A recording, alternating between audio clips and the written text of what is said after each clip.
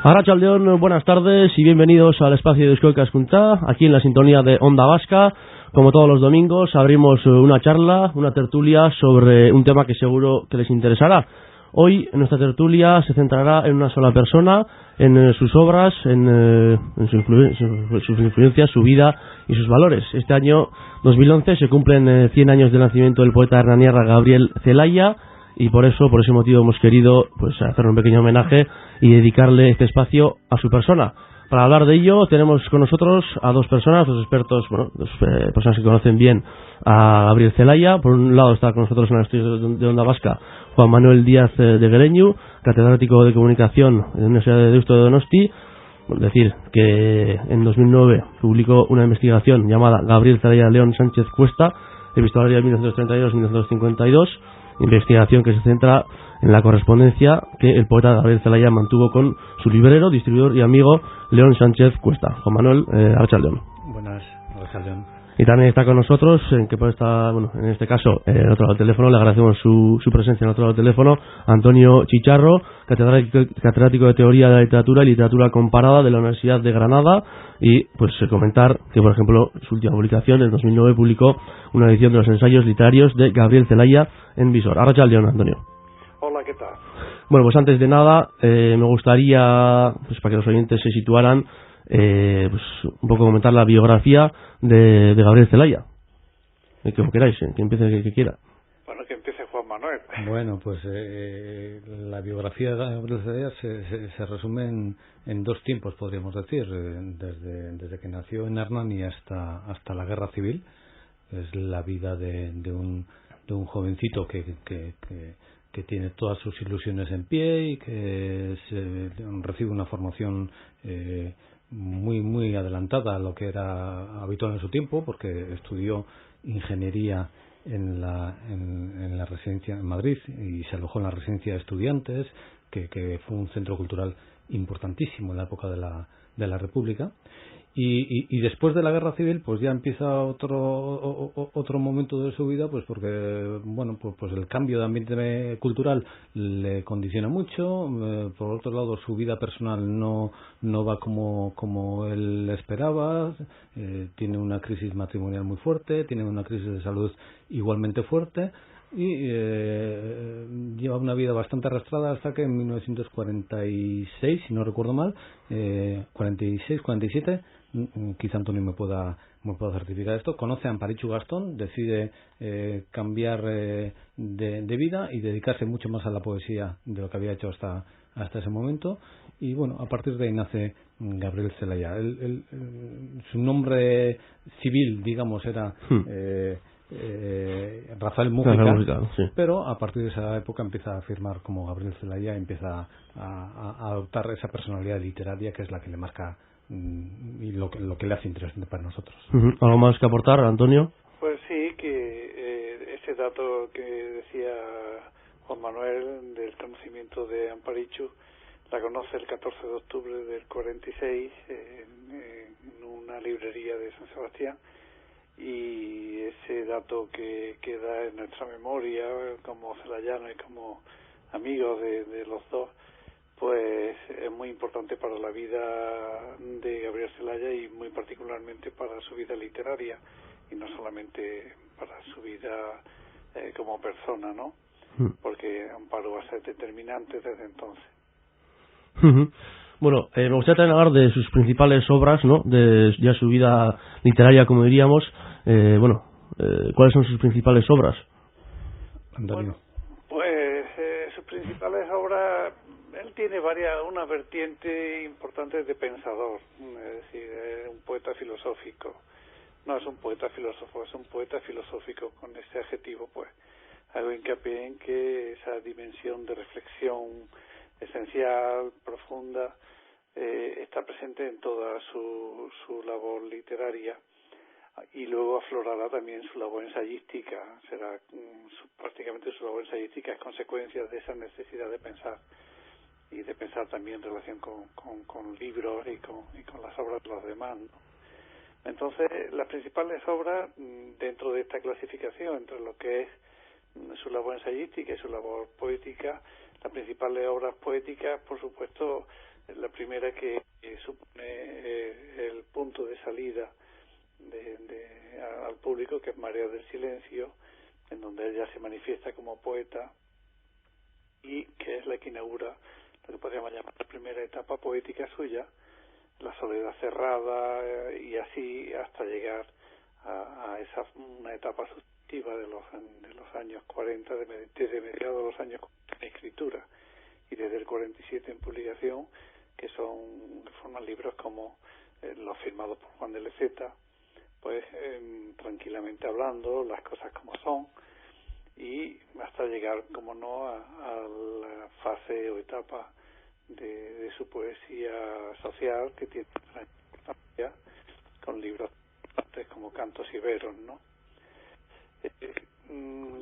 Después, Celaya es un poeta, como decía Ángel González, es un gerundio perpetuo, y como tal gerundio nunca, siempre es acción, no se agotó en una etapa, sino que fue buscando, experimentando, escribiendo, y así llegamos a los años 70, en donde tiene publicaciones de distinto tipo, de experimentación, como Campos Semánticos, experimentación visual, o búsquedas en su fondo de escritor, con libros como Poemas de Rafael Mújica, que recupera para esa ocasión, para los años finales de los años 60, y hasta llegar a libros tan importantes como Iberia Sumergida, o bien ya los propios de su etapa final, que son los poemas prometeicos, ¿no?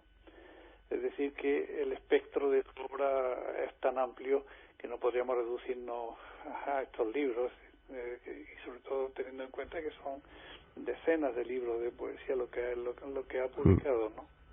Sí, a mí me parece importante lo que ha señalado Antonio, digamos la presencia de las ideas en la poesía de Celaya, no porque hiciera poesía de ideas solamente, sino porque digamos que nunca se conformó con la poesía como decir bonito, sino que siempre quiso pensar la poesía, concebir la poesía y practicar la poesía como algo más, ¿no? Y siempre estuvo en búsqueda permanente de otras significaciones, de otros sentidos, de otras implicaciones, pues que le llevaron pues a practicar en un determinado momento la poesía social, porque le pareció que la poesía tenía que influir en el mundo en el que vivía, y a practicar en otros momentos otros tipos de poesía más de indagación más formal, de indagación más metafísica, de indagación más telúrica, pero siempre pretendiendo que la poesía significara más allá que las palabras. Sí, efectivamente, creo que esa reflexión es muy importante, porque la idea de verdad en Celaya, y uno de sus libros ensayísticos se llama así, Poesía y Verdad, la idea de verdad en Celaya es fundamental.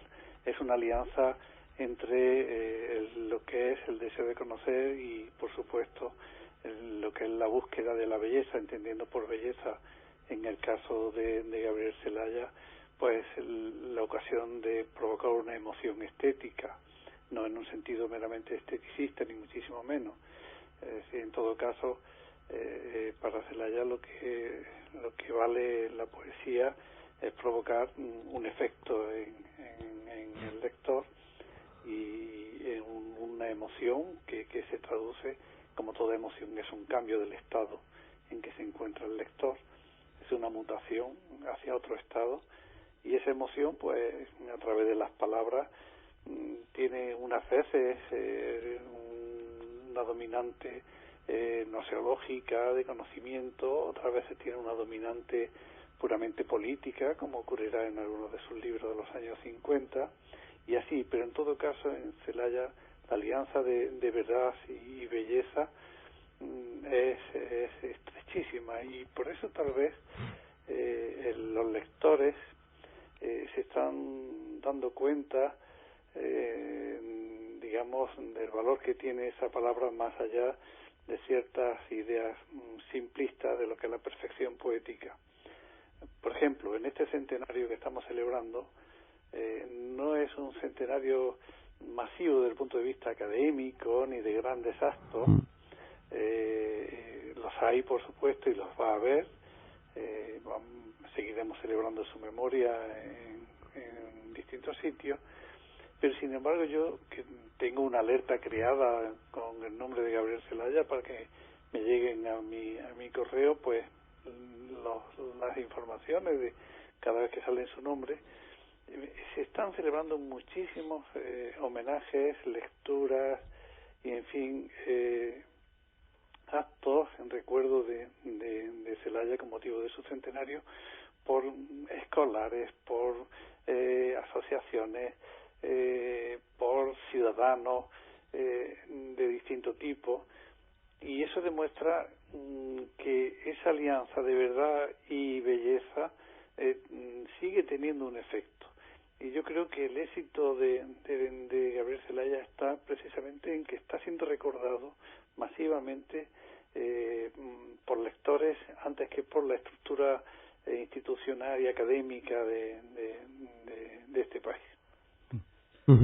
Bueno, entonces se podría decir, es lógicamente difícil definir unas características de sus obras, ¿no? En general, ya que, bueno, habéis comentado también que, por ejemplo, lógicamente la vida de un poeta, la vida literaria de un poeta, pues tiene muchas etapas diferentes, ¿no? Entonces, sí. Es difícil definir, no en una característica, sino en pocas características, pues sus obras, ¿no? Es difícil y es fácil. Vamos a ver. Celaya publicó mucho y publicó a lo largo de un periodo de tiempo muy dilatado. Y es un poeta, por lo tanto, que ha dejado muchas muestras de poesía escrita con estilos muy distintos. En este sentido es quizá ejemplar todo el material inédito que todavía se conserva en el archivo Gabriel Celaya, que es el material, digamos, de juventud, cuando Celaya estaba haciendo pruebas de poesía, porque se ve muy claramente que casi de mes a mes, en periodos muy cortos de tiempo, asimila influencias, busca distintas maneras de expresarse, se tira a probar una alternativa poética del momento, es decir, está muy atento a todo lo que le llega y prueba por aquí y por allá, y algo de eso se mantiene a lo largo de toda su vida, porque si hay algo que caracteriza a Gabriel Celaya como poeta y probablemente también como persona, es el entusiasmo. Es decir, Celaya se implicaba tan por completo en lo que hacía y en lo que escribía que resulta muy difícil separar los libros de poesía del momento en que los escribió y de la situación personal en que los concibió. Y de ese entusiasmo que está muy relacionado con esa búsqueda de la verdad, con esa búsqueda, digamos, de algo más que la palabra bonita, de ese entusiasmo nacieron obras muy diferentes, pero que tienen todas el sello de esa personalidad arrolladora, de hombre totalmente dedicado a su tarea, a su labor creativa, de hombre que pensaba que el mundo se jugaba en las frases que estaba escribiendo en ese momento sobre el papel. Se puede decir que eran unas obras sinceras, o sea, tremendamente sinceras. Yo creo que a Celaya nadie le puede escamotear esa característica de hombre volcado a su creación. Sí, ese es un rasgo creo de su personalidad y de su personalidad literaria. Por eso precisamente él publica tanto, ¿no? Porque acompasa su vida, su obra, y la obra es consecuencia de su propia vida, ¿no? Para la vida además.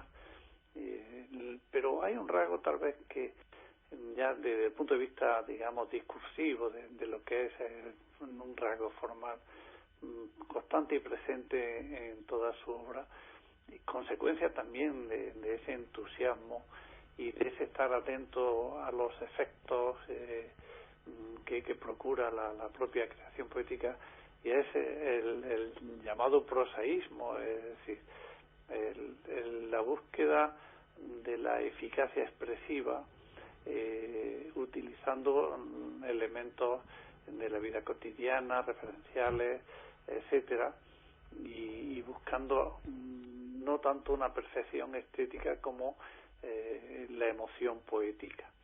Y eso está constantemente en su obra, el coloquialismo. Él decía mucho, en alguna carta que yo recibí suya, pues lo comentaba, que en eso era profundamente vasco, porque se había dejado calar por el tono coloquial de los versolaris, ¿no? Y sin, hombre, con otra intención y con otra lógica menos popular, pero que de alguna manera esa idea de los versolaris había estado latente en toda su obra, ¿no? Tal vez sea ese un rasgo permanente junto con la búsqueda de la verdad de que venimos hablando, dominante en su obra. Sí, porque para él era muy importante no solamente buscar la verdad, sino ser capaz de compartirla, de hacerla llegar a los demás, y que los demás, digamos, la percibieran, la sintieran, se conmovieran y se conmocionaran con ella de la misma manera que él. Sí, efectivamente, sí. Recordamos uno de sus primeros ensayos, el primer ensayo riguroso, que es el arte como lenguaje. Pues ahí ya tenemos la clave, es el arte como comunicación. Si la comunicación es fundamental. Él hará gala de esa idea de comunicación, que fue uno de los conceptos que se tuvieron durante los años, desde finales de los 40 en adelante. Hará gala de esa idea en muchísimos poemas y en sus propias reflexiones, incluso antes que lo hiciera Vicente Aleixandre en el discurso de entrada que pronunció en la Academia de la Lengua, ¿no? Es decir, que esa idea de comunicación es fundamental en él, efectivamente. Bueno, José Manuel Díaz de Daño, José Manuel, has recogido la correspondencia entre el librero y distribuidor de Gabriel Celaya, que es León Sánchez, y el poeta, ¿no? Bueno, ¿por qué se decidió investigar en un territorio tan personal, digamos? Sí, bueno, es que los epistoleros, no descubro nada si digo que los epistoleros, que las cartas son un material básico que aporta una enorme cantidad de informaciones sobre, digamos, sobre lo que hay detrás de las obras publicadas, o incluso sobre lo que hay además de las obras publicadas. En las cartas los escritores pues suelen hablar de sus experiencias personales, suelen hablar de sus proyectos, suelen hablar de sus intenciones, suelen hablar de todo lo que querrían hacer y a veces no consiguen hacer o no consiguen sacar a la luz. Y en el caso concreto este epistolario, este libro, nació de un cruce de dos instituciones que son muy importantes en la vida de Gabriel Celaya. Por un lado, la residencia de estudiantes, donde él estudió en sus años de formación, entre 1927 y 1935, y donde vivió la cultura más avanzada de ese momento histórico. Y por otro lado, el Centro Cultural Koldo Mitxelena, de Donosti, donde está depositado el archivo personal de Celaya. Bien, en la residencia de estudiantes se conserva todo el archivo de León Sánchez Cuesta, que fue un librero muy importante, un librero esencial, pues por ejemplo para toda la generación del 27. Sí. Y en el archivo personal de Gabriel Celaya encontré pues cartas de León Sánchez Cuesta, lo cual me indujo pues a buscar la contraparte, es decir, las cartas de Celaya que pudieran conservarse en Madrid, en la residencia de estudiantes. Ese epistolario cubre, digamos, dos momentos muy muy decisivos para Gabriel Celaya, que son la época de formación, entre 1900, en concreto las cartas que se han conservado datan de 1932 a 1936 en ese primer momento, y después, sobre todo a partir de 1948 y hasta 1952, que es otro momento muy importante para Celaya, porque es el momento en que él ha decidido publicar libros de poesía. Funda junto con Amparichu la colección Norte, y en esa colección Norte pues publica sus propios libros, los libros que él había firmado como Gabriel Celaya o como Juan del Zeta o incluso como Rafael Mújica, y otros libros que le interesaban a él y que quería ver publicados aquí, libros de Rilke, de Rimbaud, de otros autores que le interesaban personalmente. Cuando Gabriel Celaya decide publicar los libros del Norte, se le ocurre que podría distribuírselos León Sánchez Cuesta, que había sido el librero al que él le había comprado todos los libros interesantes antes de la guerra. Y León Sánchez Cuesta efectivamente se presta a ello, y durante unos pocos años, Gabriel Celaya editando libros y León Sánchez Cuesta intentando distribuirlos, pues hacen una labor común ahí que es muy interesante para conocer un poco los entresijos de los proyectos literarios de Gabriel Celaya en ese momento. Bueno, el epistolario en realidad lo que cuenta es cómo los dos fracasaron estrepitosamente, porque intentaron vender libros de poesía en un contexto que era el de la España de la dictadura, en una España muy cerrada y muy difícil, que lo hacía pues prácticamente imposible. Hay algunos comentarios en las cartas que son realmente desoladores. Cuenta Sánchez Cuesta en alguna de las cartas que le envía a Celaya, le dice que cuando manda los libros de poesía a muchas librerías, se los devuelven sin siquiera abrir los paquetes, es decir, no quieren saber absolutamente nada de poesía. Entonces, bueno, pues el entusiasmo de Gabriel Celaya y la profesionalidad de León Sánchez Cuesta se muestran en esas cartas, pues en un intento que es un intento casi desesperado por sacar la poesía a la luz, y que es un intento fracasado, ¿no? Pero bueno, siendo una correspondencia muy impersonal, muy de negocios, muy de le mando estos libros, le tengo que pagar tanto dinero, etcétera. Pero también tiene un toque personal, ¿no? Tiene un toque personal porque se ve ese entusiasmo de Celaya por hacer cosas, por publicar, por escribir, por vivir de verdad como poeta, que es lo que intentaba él en ese momento ya con la compañía de Amparichu. Se ve todo ese impulso vital enorme del poeta, y se ve un poco también lo difícil que era vivir como poeta en aquel país de 1940 y muchos, o de 1950 y pocos.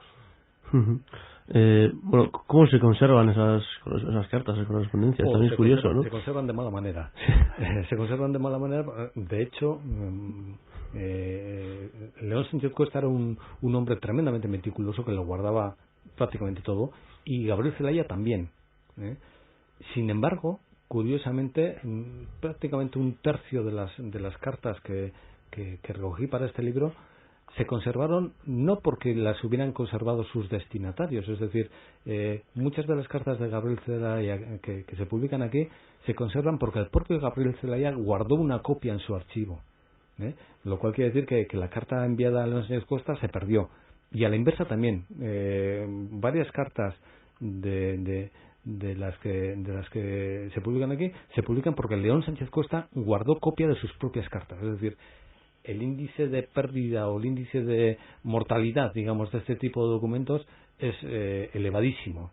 Entonces, eso es lo que hace, lo que los hace también especialmente preciosos y especialmente interesantes a la hora de mirar un poco por detrás de la cortina, que es lo que se cocía en aquella época en la casa de Gabriel Celaya y de Amparichu en torno a la poesía, ¿no? Y aparte de esos temas que has comentado, que pues cómo publicar, cómo pelear, ¿no?, a favor de la poesía en esa época que era difícil, algún tema más así que...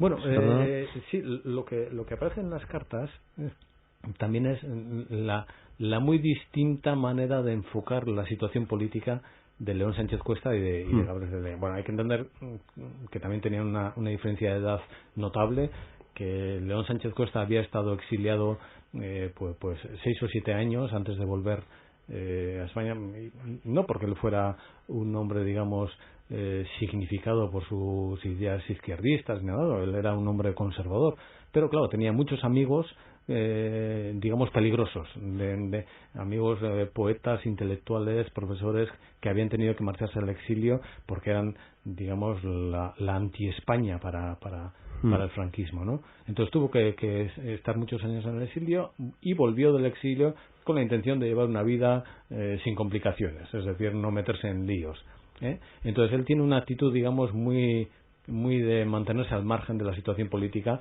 y cada vez que Gabriel Celaya hace alguna alusión a las dificultades, a la censura, a la situación política y tal, él, digamos, que lo esquiva o da la callada por respuesta, ¿no? Entonces se ve como el hombre mayor, que es Sánchez Cuesta, se mantiene, digamos, al margen, y en cambio el renacido Gabriel Celaya, que en esa época lo vive todo con un entusiasmo juvenil más marcado todavía de lo habitual, pues busca meterse en líos, digamos. Pues curioso eso, es curioso de las cartas y eso, ¿no? Sí, son documentos muy significativos y además suelen ser muy entretenidos. Sí, aparte de las obras que cualquiera puede conocer, pues conocer un poco más. Y para nosotros, para quienes estudiamos las obras de poetas, de escritores o de intelectuales, son una materia prima muy importante. Bueno, sí. Por cierto que en el archivo de Celaya todavía hay muchas cartas inéditas cruzadas entre Gabriel y muchos escritores, muchas gentes de cultura que él conoció y trató a lo largo de su vida, y que habrá que ir sacando a la luz gradualmente. Bueno, pues dejamos ese tema a un lado, tema interesante sin duda. También, bueno, habíamos hablado ya un poco sobre la personalidad de Celaya, ¿no? Pero bueno, me gustaría que nos centráramos un poco más en su personalidad también, aparte de las obras y todo eso. ¿Cómo era Gabriel Celaya? Bueno, yo tuve la suerte de relacionarme con él y conocerlo desde 1976, que me recibió en su casa de Madrid, y la verdad es que me dio un trato que yo recuerdo y agradezco muchísimo, porque entonces yo era un joven licenciado con más entusiasmo que otra cosa, y sin embargo se abrió de par en par a mis preguntas, contestó y me dio información, y en ese sentido pues cuento esta anécdota de personal como muestra de que en realidad él era una persona abierta, generosa, desprendida. Eso explica que tanto su casa en la parte vieja de Donosti como su piso de Nierenberg en Madrid pues fuera un espacio transitado por escritores y por políticos y por gente, entre comillas, de mal vivir, ¿no? Siempre teniendo el apoyo del propio poeta. Si leemos el libro de viaje de Cela, del Miño Albidasoa, y hay un capítulo precisamente en donde queda literariamente plasmada esa hospitalidad y esa generosidad del poeta. Sí, en ese sentido era una persona verdaderamente espléndida, ¿no? Tanto en su vertiente privada como en su vertiente pública de escritor. Es decir, que era generoso, y de esa generosidad dan muestras las cartas a las que se refiere Juan Manuel. Efectivamente, el Córdoba Michelena tiene el fondo de Gabriel Celaya, y eso es una mina para explicar la intrahistoria de la vida literaria de la posguerra, porque no olvidemos que Celaya durante décadas pues fue uno de los focos de atención, digamos uno de los núcleos de atracción de la vida literaria y poética española. En Madrid, cuando él se instala allí, y por tanto, junto con Vicente Aleixandre, son dos poetas de referencia para conocer esa vida, la intrahistoria de la vida literaria del momento. Y a esas cartas hay que entrar, desde luego, y hacer esa labor de, en fin, lenta, pero también muy muy atractiva, ¿no? De conocerlo. Y por cierto que hay cartas de Gabriel Celaya editadas y puestas en la red ya, las que se intercambió con García Nieto, por ejemplo, que están ahí reproducidas, escaneadas perfectamente para ser estudiadas. Es decir que ese trabajo creo que es importante y hace falta algunos investigadores que sigan ahí trabajando, porque el fondo es inmenso, muy amplio.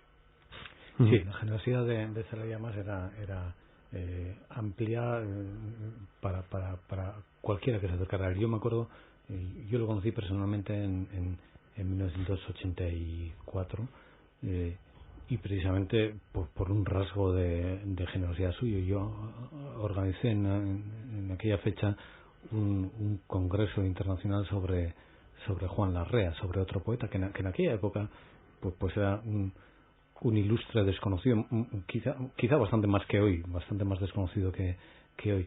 Y entré en contacto con Gabriel Celaya porque había oído que en algún momento Gabriel Celaya había estado pensando en traducir y editar a Larrea. Y Celaya, que era ya una personalidad bien reconocida, no dudó ni un momento en apuntarse al Congreso, en participar en él explicando lo mucho que él había admirado la poesía de Larrea cuando la descubrió. Es decir, que no le paraba nada cuando tenía que alabar la producción humilde, ¿no? de un poeta humilde, generoso, muy amplio en sus reconocimientos y muy capaz de ponerse en segunda fila para si tenía que beber de alguna fuente diferente lo hacía sin ningún tipo de problema. Sin ningún tipo de problema. ¿Algo más que añadir sobre su pero esa generosidad y realmente y apertura hacia los demás no elimina un rasgo de su personalidad, que es su carácter peleón. Es decir, si no estaba de acuerdo con una cosa, desde luego plantaba cara, discutía y lo hacía de manera leal y frontal, ¿no? Y también con segunda. Yo recuerdo precisamente en aquella época, me parece un rasgo de carácter, un rasgo que forma parte también de su personalidad. En aquella época, cuando yo lo invité al congreso sobre Larrea, pues claro, yo me presenté a él como profesor de la Universidad de Deusto, y yo no sé si por tradición él pensó que ser profesor de la Universidad de Deusto equivalía a ser jesuita. Entonces recuerdo una comida que tuvimos Amparichu, Gabriel Celaya, Félix Maraña y yo, comimos juntos con ocasión del congreso, y de vez en cuando, en el curso de la conversación, Celaya soltaba una puya contra los jesuitas o contra los curas y me decía, perdón. La segunda o la tercera vez que lo hizo, me di cuenta y le dije, oye, no, Gabriel, vamos a ver, yo trabajo con los jesuitas, pero no me doy por aludido, ¿no? No soy de la compañía. Me hizo gracia porque tenía esa picardía de soltar pequeñas pullas, pequeñas bromas malintencionadas con respecto a la compañía de Jesús, ¿no? Sí, pero era ese, sí, eso lo tenía, pero también la polémica, ¿no? Sí. Cuando precisamente empieza a publicar en periódico de Donosti en el año 47 a raíz del desacuerdo que tiene con una crítica que se le hace a un libro de poesía de una poeta de entonces. Y lo hace de manera absolutamente convincente, creando tanto que se crea una polémica que llega incluso hasta Juan Ramón Jiménez. Es decir, que a través de José Luis Cano llega noticia a Juan Ramón Jiménez y se pronuncian acerca de esa polémica. Que era combativo, es decir, la prueba está que nunca rehuyó la arena de la discusión poética ni política. Era combativo, pero tan combativo por generoso, ¿no? Sí, porque creía en lo que hacía y además tenía esa parte de entusiasmo. Y no olvidemos que entusiasmo es una palabra que viene del griego, que tiene en su raíz Zeus, Es decir, esa impronta divina, ¿no? Es fuerte. Es decir, estaba entusiasmado desde luego en lo que era su tarea vital y literaria, desde luego. Otra cuestión, antes hemos comentado que su verdadero nombre era Rafael Múgica Zelaya, ¿no? ¿Por qué decide firmar como Gabriel Zelaya? Bueno, él lo cuenta con detenimiento. En primer lugar, por razones puramente privadas, porque al ser persona muy conocida en San Sebastián y formar parte de una empresa familiar, pues de alguna manera el Consejo de Administración le sugiere que ya que publica que lo haga con un nombre distinto para no perjudicar el crédito de la empresa, ¿no? Esa es la primera razón inmediata. A partir de ahí hay otras razones ya puramente literarias. Él crea un personaje, se desdobla en realidad, se desdobla en voces que representan pues al escritor frente al ingeniero, el director gerente, y a partir de ahí, por supuesto, pues ese nombre es el de Gabriel Zelaya, es el que representa esa entidad nueva, la entidad del escritor, del intelectual, frente al Rafael Múgica, que se queda como nombre civil, por una parte, para nombrar evidentemente esa faceta privada suya, y lo recuperará luego en los años 60 cuando publique Poemas de Rafael Múgica, para nombrar, digamos, al joven poeta surrealista, al joven poeta moderno de los años 30. Es decir, que él se crea esos personajes, en realidad esas voces poéticas, voces heteronímicas, como por ejemplo Juan de Leceta, para nombrar al poeta existencialista, que conviven en la unidad del escritor, que es Gabriel Zelaya. Y esa es la razón básica, ¿no? Sí, es cierto. Gabriel Zelaya, que en principio es un seudónimo pues casi que le imponen desde fuera, o por lo menos le empujan a adoptar, después se convierte en la representación de lo que él quiere ser, es decir, poeta, para dejar esa vida de ingeniero y de hombre formal de la que él quería huir, vaya. Sí, pero y es curioso porque al final lo que se pierde es un nombre civil y todo el mundo lo conoce como Gabriel, ¿no? Efectivamente. Gabriel, y recibe cartas como Gabriel, y incluso en los libros del copyright, en donde debe figurar el nombre legal, aparece Gabriel Zelaya. Ya se quedó con Gabriel, ¿no? Que ya Gabriel Zelaya verdaderamente ha podido con Rafael Múgica. Sí, se rebautizó en el sentido más estricto de la... Exacto.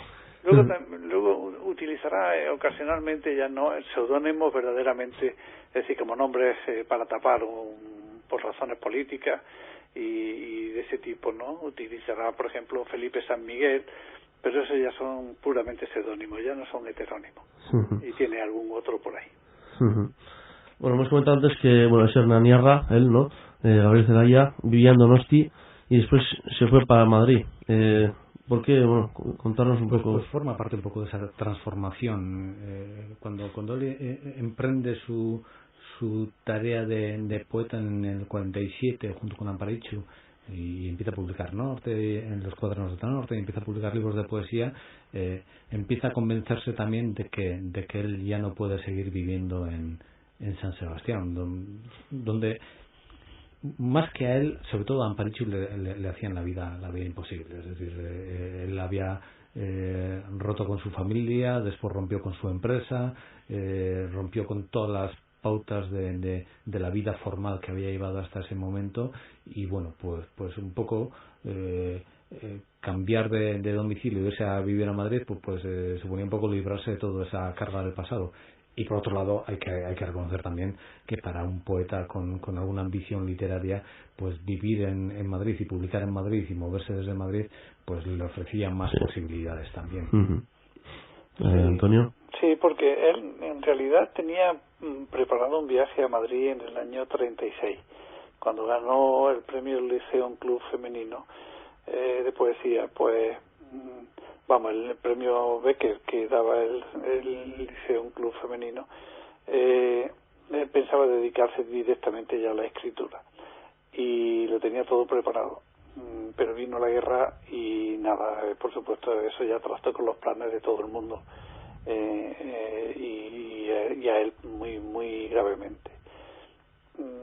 Y ya esa salida hacia Madrid, buscando vivir de las letras y dejando por tanto las tareas menores de dirigir una empresa, que para él eso era un suplicio, no quería hacerlo porque era un hombre con una vocación literaria absolutamente definida.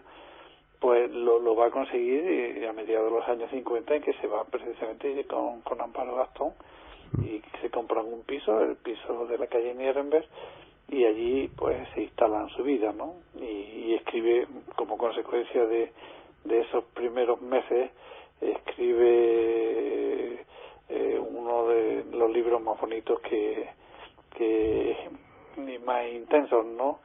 Es decir, Para vosotros dos, que es un libro lleno de poemas, digamos, con informaciones biográficas de alguna manera de ese momento. Hemos comentado antes que Gabriel Celaya no tenía ningún problema para beber de otras fuentes si le hacía falta, pero ¿qué influencia ha tenido él mismo en otros poetas y escritores? Bueno, yo creo que mucha, y además de la buena, la que no se reconoce. Es decir, porque cuando andan buscando los jóvenes poetas, van buscando siempre paternidades muy interesadas, más que para reconocer una paternidad, ponerse al lado de un nombre. Celaya es uno de los grandes poetas innovadores de la poesía en esta lengua nuestra. Es decir, precisamente al incorporar los elementos coloquiales, al llenar de elementos prosaicos la lengua poética con un propósito estético, no que quede claro. Y ese coloquialismo poético es uno de los rasgos más importantes de cierta poesía posterior de los jóvenes poetas sociales y de otros nietos de estos poetas sociales.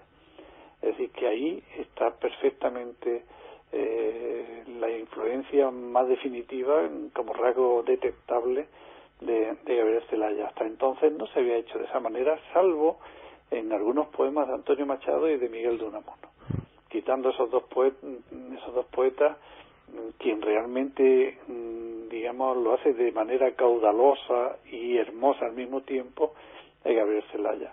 Muchos no lo dicen, muchos no lo han dicho, pero se les ve inmediatamente que los lee uno, se les ve esa filiación que han leído a Celaya y que se le ve esa relación con él. Sí. Y ahí es muy importante. Sí, un poco de la influencia de Gabriel Celaya se podría decir como se dice también de la influencia de Pío Baroja, ¿no? Es decir, quizá no habrá muchos escritores que imiten ni a uno ni a otro, quizá porque tampoco son muy imitables, pero sí es cierto que no se puede escribir poesía después de Gabriel Celaya como antes. Es decir, ya no hay muchas cosas de la poesía que han cambiado por el hecho de que Gabriel Celaya escribió poesía y lo hizo del modo que lo hizo. Hablábamos también antes de Amparo Gastón Amparichu, ¿no? Su compañera, ¿qué papel tuvo en la vida de Gabriel? Esencial, absoluto, radical. Amparichu era no solamente la compañera de Gabriel Celaya, sino la persona que le ayudó a definirse como Gabriel Celaya, la persona gracias a la cual pues encontró nuevos motivos para vivir. Cuando él ha contado varias veces en distintos lugares que cuando conoció a Amparichu él estaba físicamente enfermo, con una enorme depresión y convencido que se iba a morir al poco. Cuando conoció a esa mujer, bueno, pues encontró nuevas maneras. ¿Con qué edad fue eso más o menos? Pues eso fue en el 46, como ha dicho antes Antonio, es decir, tenía 35 años. Él tenía una vida familiar, estaba casado, tenía 2 hijos, tenía una vida profesional. Lo mandó todo a la porra porque encontró un nuevo motivo para vivir, y ese nuevo motivo para vivir era Amparichu, y era la poesía que Amparichu le animó a practicar y a vivir con total intensidad. Se le cambió la vida, se puede decir, ¿no? Le cambió la vida, vamos, por completo. Sí, Amparichu fue una persona verdaderamente importante, determinante en la vida de Gabriel Celaya, y nunca mejor dicho lo de Gabriel, porque es que fue la que lo convirtió en Gabriel. Él lo reconoció y prueba de esa gratitud, porque Celaya era generoso, ya lo hemos dicho. Prueba de esa gratitud es que todos los libros se los dedica a Amparichu. Es decir, sus libros todos tienen para Amparichu, y los poemas, son muchos los poemas que escritos para Amparichu. Recuerdo ahora uno de Función de 1XN, Función Amparichu, que es un poema verdaderamente emocionante, ¿no? Amparichu fue una persona determinante en la vida de Gabriel, pero es que ella era tenía una personalidad arrolladora. Era una persona clara, aparte de que era una mujer bellísima, tenía una clara conciencia política, sabía de dónde venía, y ese sentido de la realidad, y ese sentido de mujer de su tiempo muy consciente, para Gabriel fue una ventana, ¿no? Fue una ventana abierta que lo llevó a los otros y le mostró un poco lo que era la realidad, más allá de cierta, como decía el propio Gabriel, de metafisiquería, ¿no?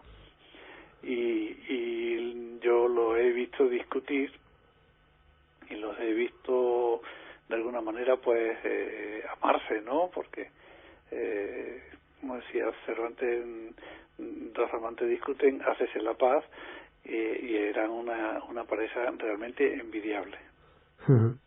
Bueno, pues yo que cambió su vida con ella, a raíz de ella, y con su vida también cambiaría su poesía, lógicamente, ¿no? En ese momento. No sé si radicalmente o progresivamente. Más que cambiar su poesía, lo que hizo fue cambiar digamos, su actitud ante la poesía. A partir de que Amparichu le señaló el camino, le abrió la posibilidad de dedicarse a la poesía, él lo que hizo fue entregarse por completo a la poesía, empezar a ser Gabriel Celaya en lugar de ser Rafael Mujica, como había sido hasta ese momento. Es decir, que la obra de Celaya, todo lo que escribió y todo lo que editó, está directamente relacionado con su vida con Amparichu.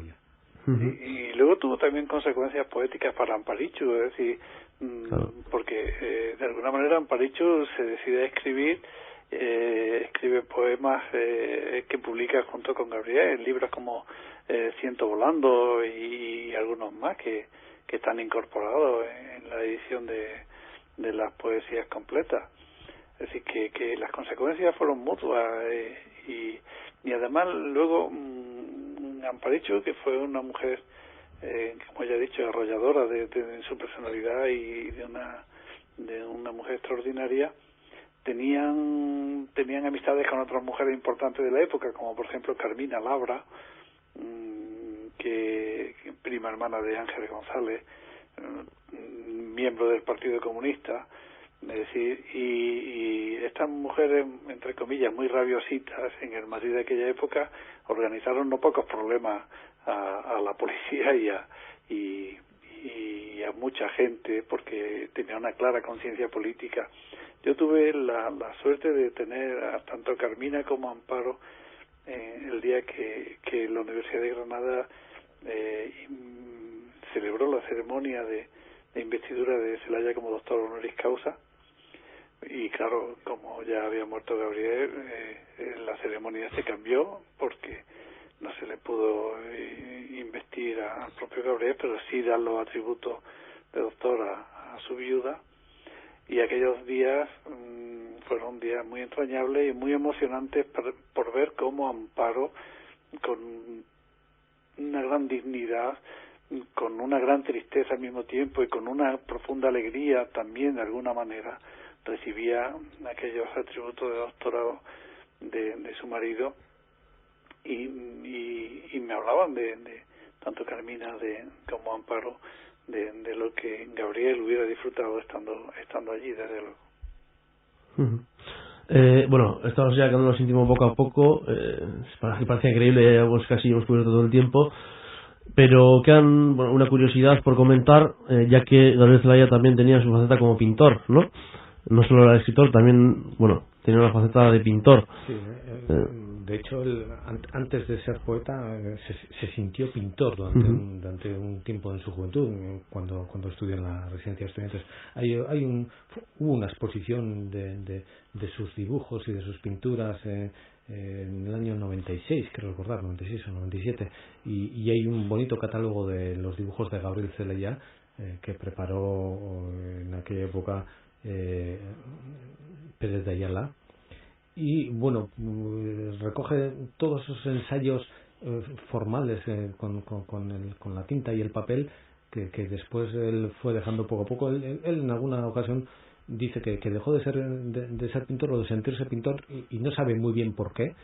Simplemente empezó a volcarse más en las palabras que en los dibujos, pero es una faceta de su personalidad creadora, sobre todo en ese momento, digamos, de ebullición, otra manera de expresar búsqueda, sus sentimientos, ¿no? Efectivamente, sí. Sí, eso es muy propio de los grandes escritores, tener su necesidad de comunicación estética y de creación. Su poesía es tan intensa que la manifiestan por varias vías. Ya le pasa a Lorca con la música, ¿no? Fue primero, antes que nada, fue músico y acaba desarrollándose en la vía de la palabra escrita por la poesía y el teatro. Y Celaya encontró en la pintura y en el dibujo, muy particularmente, esa vía de expresión y acabó canalizándola finalmente, esa poesía la llevó hacia la palabra, ¿no? Entre otras cosas porque no tenía la técnica, según contaba, no tenía ciertas destrezas técnicas y no había podido asistir a una academia más allá de unos meses, ¿no? Pero eso está en la base de los grandes escritores, de los que tienen realmente esa necesidad de creación y salirse fuera como sea y van buscando cualquier medio. Bueno, pues ha sido un placer hablar con vosotros sobre Gabriel Celaya, este poeta. Hay que decir que es un poeta de referencia y, pues como habéis comentado, una persona abierta, generosa, humilde, ¿no? Con una mentalidad peleona, pues con la búsqueda de la verdad. Y pues se agradece, ¿no? Porque hoy en día, pues los artistas de referencia, pues cuesta encontrar personas así, ¿no? Entre los artistas de referencia. Pero bueno, pues se agradece que haya por lo menos pues este tipo de personas. Pues nada más, Juan Manuel Díaz de Gereñu, catedrático de comunicación de la Universidad de Deusto Donosti. Un placer, eskerrik asko, torteatik. Y Antonio Chicharro igualmente, catedrático de teoría de la literatura y literatura comparada de la Universidad de Granada. Muchas gracias por estar con nosotros hoy. Muchas gracias a vosotros. Eta zuei entzulei, eskerrik asko, nola ez du narratagatik, eta gogoratu datorren astean ere hementsi izango garela, ordu berean, igandean arratsaldeko 5:00, beste gai interesgarri batekin, Eusko Ikaskuntzaren tartean, Onda Baskaren sintonian. Izan ongi, aio!